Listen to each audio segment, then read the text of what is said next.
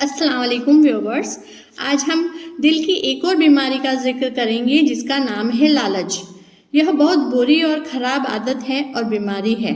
अल्लाह ताला की तरफ से बंदे को नेमत, माल, दौलत, इज्जत व मान सम्मान मिला है, उसी पर राज़ी रहना चाहिए और सब्र करना चाहिए। दूसरों की नेमतों और दौलतों को देखकर अगर उनको पाने की हासिल करने के लिए उल्टी सीधी तदबीरें करते रहना और उसमें परेशान रहना, उसी को लालच कहते हैं। यह असल में इंसान की पैदाइशी आदत है। इंसानों को ज़रूरत है कि अपनी लगन और मेहनत से कुर्ब हासिल करे। वह जितनी सच्ची लगन से कुछ पाने की कोशिश करेगा तो ज़रूर कामयाबी हासिल करेगा। नबियों के लिए उनकी विरासत उनके गुण हुआ करते थे। जिन गुणों को अल्लाह ताला ने उन गुणों के आधार पर उन्हें नबूवत अता फरमाई थी, तो वे अल्लाह पाक से दुआ किया करते थे कि उनकी पीढ़ी को भी ये अमानत हासिल हो।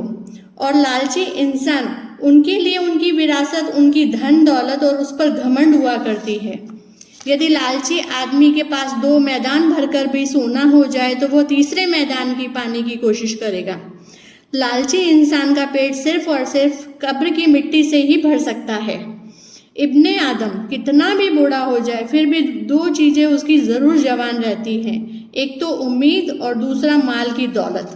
आपको एक किस्सा सुनाऊंगी मैं हाबिल और काबिल का, जो कुरान शरीफ में बहुत तफसीर से बयान किया हुआ है।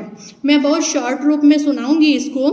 हाबिल और काबिल 2 भाई हुआ करते थे। जब आदम अलैहिस्सलाम को नबी को जन्नत से दुनिया में भेजा था, तब उनकी औलादें हुई थी हाबिल और काबिल। उस समय ऐसी शर्तें थी कि जब वंश बढ़ ही रहा था और इंसान दुनिया में बढ़ रहे थे, तो आदम अलैहिस्सलाम नबी के जुड़वा बच्चे पैदा हुआ करते थे। जुड़वा बच्चे के अंदर एक लड़का होता था और एक लड़की होती थी। तो इसी तरह उनके 2 बच्चे पैदा हुए, हाबिल और काबिल। हाबिल के साथ जो उसकी बहन थी वो साधारण और काली सी दिखने वाली थी, लेकिन काबिल के साथ जो पैदा हुई थी वह बहुत खूबसूरत थी। तो शर्त यह थी कि जो साथ में पैदा हुए हैं वे भाई बहन कहलाते थे। दुनिया शुरू हुई थी वंश बढ़ाने के लिए, तो काबिल जो था उसको अपनी बहन से ही शादी करनी थी, उसको अपनी बहन ही पसंद थी, लेकिन शर्त ये थी नहीं, वो उससे कर ही नहीं सकता था, वो उसकी बहन थी। तो अल्लाह ताला ने उसकी नियाज को कबूल नहीं फरमाया। तो काबिल ने लालच में आकर, अपनी बहन से शादी करने के लालच में आकर अपने भाई हाबिल का कत्ल कर दिया। उसने खूबसूरत बीवी पाने के लालच में अपने भाई को मार डाला। यह पहला कत्ल था। आज जितने भी कत्ल होते हैं उसका गुनाह काबिल के सर पर जाता है। कुरान शरीफ में और भी किस्से बयान हुए हैं जिससे हमें पता चलता है कि लालच या कितनी भी बुराइयां दिल में फैलाकर लोग सिर्फ हलाक ही हुए हैं। तफसीर में कुरान में बहुत कुछ सीखने को मिलता है।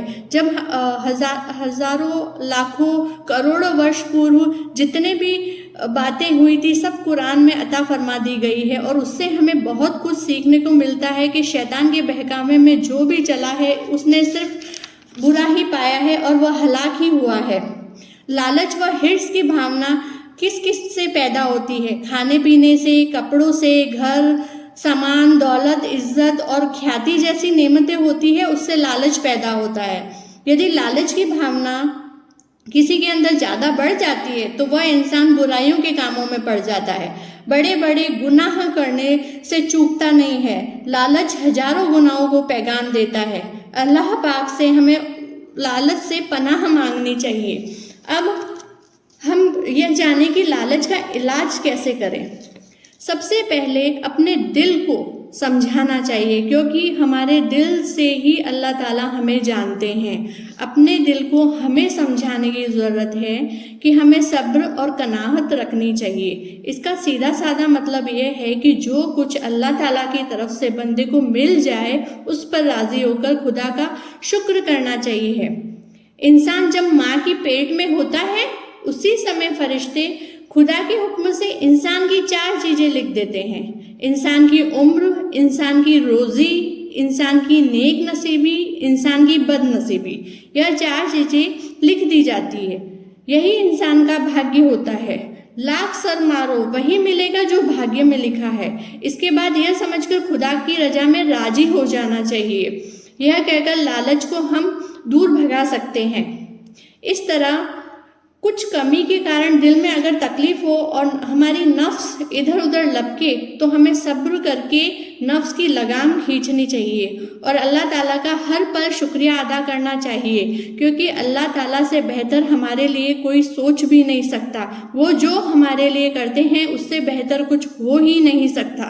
आमीन।